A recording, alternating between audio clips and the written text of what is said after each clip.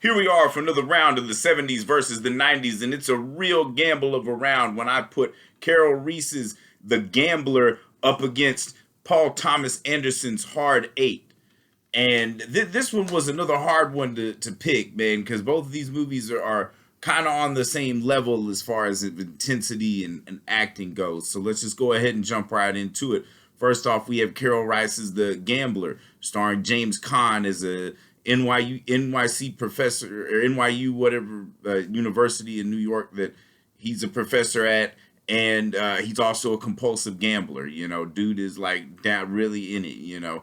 And basically the film follows him trying to basically pay for the debts that he already has, and when he gets the money, he gambles it away. And he's also banging one of his students, played by Lauren Hutton, and who, of course, Lauren Hutton was always a joy to see in any film. And then he's also got, gambling associates, played by Paul Sorvino, who, gives one of his better performances. Like I said, it's always hard to like not see Paulie when you see Paul Sorvino, even in his earlier work and stuff. But, and then the film just kind of follow his trajectory. They go to Vegas, and he does his thing, and then this guy is all about gambling, but it's also just something more than that. It's just tempting his luck and fate and all that stuff. And it's the film itself is also written by James Toback, who would go on to direct movies like Fingers, and the director Karel Reisz, who was one of the directors one of the English directors to come up through the kitchen sink dramas of the 60s. And he kind of brings that intensity, kind of a very Saturday night and Sunday morning kind of feel to it, where this we just really see a man just destroy himself through his addiction, which in this case is gambling. And James Caan gives a brilliant performance. You can see on his face, especially when near the end of the film, where he gets one of his students who's a basketball player to kind of throw the game a little bit. It's just we see the struggle in his face, and even just when he's asking him about it, this is definitely one of the top James Caan performances, and you definitely feel like his struggle. It's something else. But what gets me about this film though is the ending of it, because everything, it looks like it's gonna work out for him, and for my money, it would have been a far more interesting ending had he just been killed for his gambling addiction. Like he didn't have, similar to something like maybe Bad Lieutenant, where he just, he stays finally at the end of his rope, and, they get tired of his bullshit and they kill him for it. That would have been a way more shocking ending than what we get, where he goes to the black part of town and gets a prostitute, but then, she doesn't want to do anything other than just show her tits to him. And, so he takes his $50 back, and then he's fighting with Antonio Vargas, who plays her pimp in the film, and ends up, almost nearly beating him to death. So she like slices him with a razor and cuts his cheek all up, and we see him just walk out all bleeding, and then he's looking in a mirror, and he just has this grin on his face as the blood is just squirting out of the cut. And, it's just kind of like this look of defiance, like, oh, well, maybe it's not about the gambling addiction.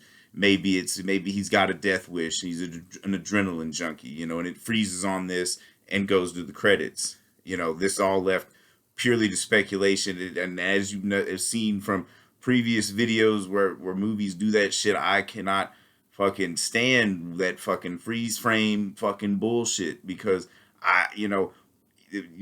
granted, the movie itself, movies are just a moment in the moment in the life of these characters, but you need some form of catharsis that's better than just like some fucking bullshit look of defiance off in the camera. It's just lazy is what it is, and it takes away from what could have been a really great movie. Even if you just saw James Caan get the shit beat up, because there's nothing else in that movie that he does that's out of control that has nothing to do with gambling. Everything that he did to like fuck up his life was all for gambling, because that was what he was. That was what he seemingly enjoyed doing, or at least all that he knew, other than, teaching Dostoevsky, which in and of itself is pretentious as hell. Like, just like that fucking ending, because then it's like, it tries to be, this is like Woody Allen level hackery, where it's just like, fucking oh, we're just gonna mirror this great artist, you know, and then do our own little bullshit story. You know, it's pretty. It's the most pretentious form of pastiche, essentially. And then we move forward to Hard Eight, Paul Thomas Anderson's debut directorial feature.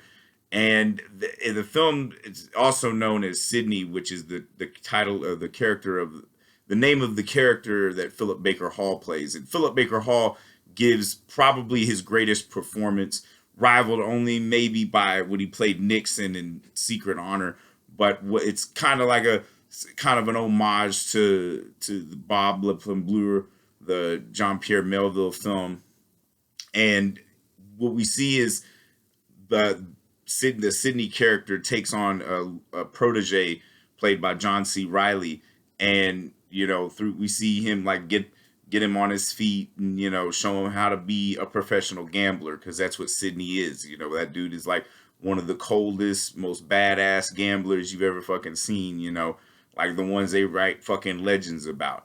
You know, but he don't give a fuck about any of that. Here he's just an old ass man just trying to, you know, live out his days playing Keno and shit, you know, taking it easy, you know, and he kind of becomes the father figure to John C. Reilly's character. And then we flash forward 2 years later, they're in Reno, and, you know, there's Gwyneth Paltrow plays a cute little cocktail waitress who, you know, not only is Philip Baker Hall's character smitten with her, but of course John C. Reilly is too. And then there's also a very unsavory character named Jimmy, played by Samuel L. Jackson, who, you know, chews up the scenery perfectly in that way that only Samuel L. Jackson can chew the scenery, you know. And so then they end up in some trouble because, you know, of course, like most of the cocktail waitresses, you know, they kind of, Gwyneth Paltrow's character moonlights in being a prostitute. And, you know, dude, the John won't pay her. Becomes an issue. John C. Reilly gets involved because, whoa, big surprise, they also got married. And, you know, now Philip Baker Hall character Sydney has to deal with all this shit, deals with it cold, but then now the Jimmy character knows about it. And as John C. Reilly and Gwyneth Paltrow get away, now the Jimmy character is blackmailing Sydney for some shit that he knew back in Atlantic City, where come to find out Sydney actually killed John's father.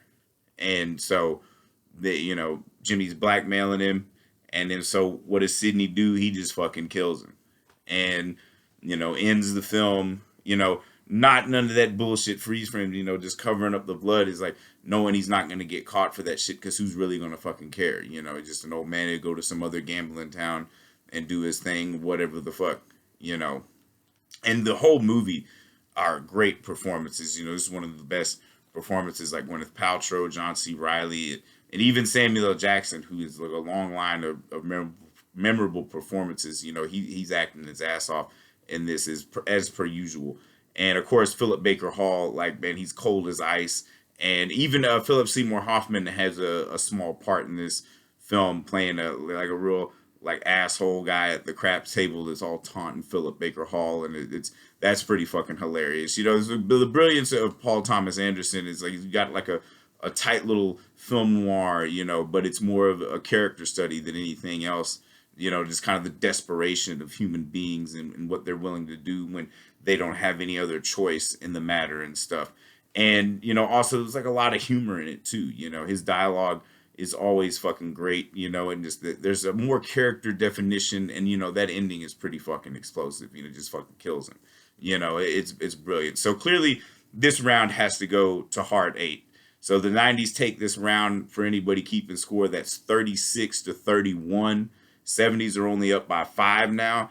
That's sometimes the 90s can really kick ass, you know, because the thing about it is Paul Thomas Anderson, much like Quentin Tarantino, you know, they really like carried the torch for what 70s cinema was and took it even further and made it their own and gave the world just great fucking cinema, you know, because of course Paul Thomas Anderson, one of the greatest writer directors of all time, you know, that man is the cinema. And, you know, where Karel Reisz wasn't a bad director, I think, you know, really The Gambler suffers most from a pretentious script from James Toback, you know, one of the more overrated writer directors of all time. And of course, he is still yet to make his directorial debut, but you can really see his voice in the script for the Gambler. And plus the side characters in the Gambler are not as great as the ones in Hard Eight. There are just there's so many idiosyncrasies and stuff, and it feels more real, and whereas instead of just some pretentious ass statement about a disease, because gambling addiction is a disease, people suffer from all kinds of afflictions and maladies and shit, and part of the job of the cinema is to help understand that. But when you sell out with an ending like that, it's a pile of trash. So 90s get this round. Hard Eight, great fucking movie, always better than I think it is every time I watch it. And so 70s are still up by 5, but the 90s can keep coming back. And like I said, if I've said anything wrong, anything you disagree with, feel free to eviscerate me in the comments. I don't care. This is a rough draft to a doctoral thesis, or if anything, just a scientific obsession that's probably getting out of hand. So stay tuned for all these bonus rounds. Your next main event every Saturday is The Exorcist versus Stigmata. So be prepared for that. It's spooky season, so prepared to get frightened.